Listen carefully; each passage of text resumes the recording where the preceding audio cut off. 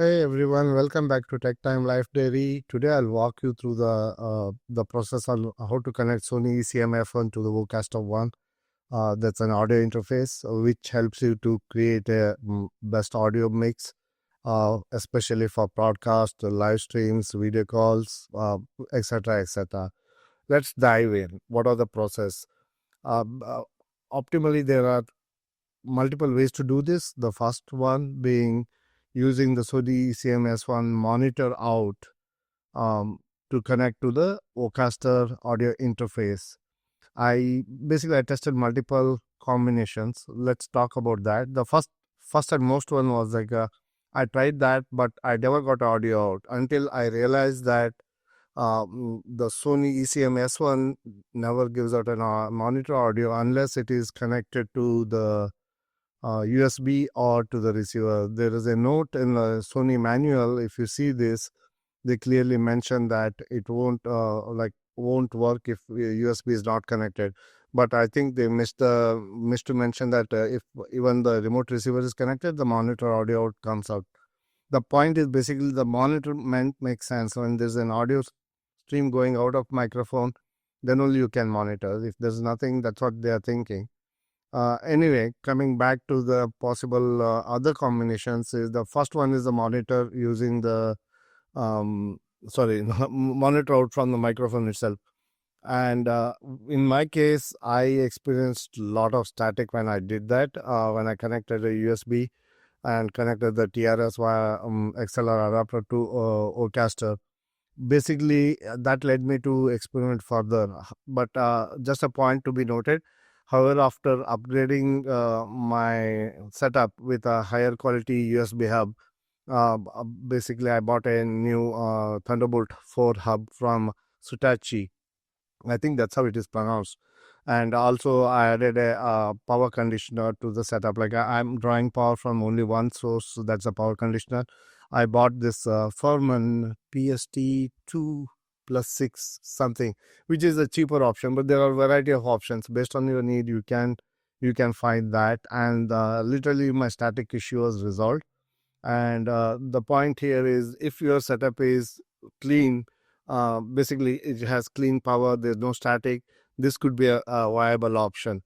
And the next option is, this is option 2 I'm talking about. Use the Sony receiver, which you get it along with the microphone itself. It's a hot shoe mount. Typically you can use, one of the advantage for this microphone so called is basically you mount it on the hot shoe of your camera and audio video gets recorded together. In my case, I wanted to keep the audio separate, so hence all this exercise I'm going through. So with this, again, I was getting static when it was mounted onto the camera, basically to draw the power from the camera. Otherwise, there's no point for me to mount it on the camera. But the alternate option in that case was, I run it as independent unit and I put a power backup power supply to this so that it can be continuously operating when I was doing the recording without any power issues. So yeah, that is the second option. So these two worked for some time, but I found another better way which is more flexible and you can do a lot. That is using some kind of a loopback feature or a software.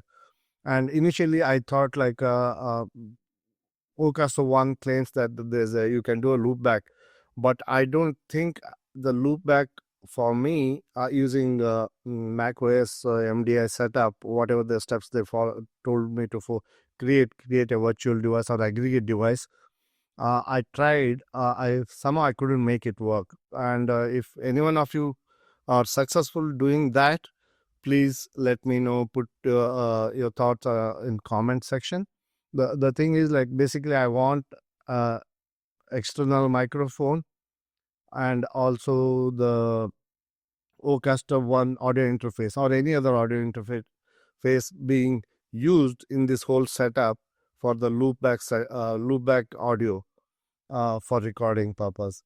But anyhow, that didn't work. Then I found this Rogue Amoeba. Rogue Amoeba is the company name. They have a software. There are different suites of software, and Loopback is one of their really nice software. Very, very easy to use.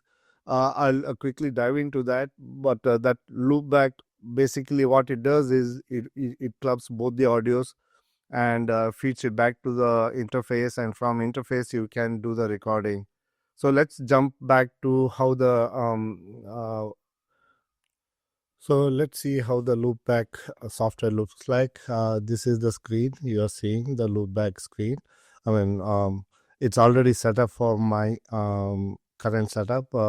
But let me begin how you can start. You just click a new virtual device. By default, it creates a pass-through source, which you don't need. You can delete that.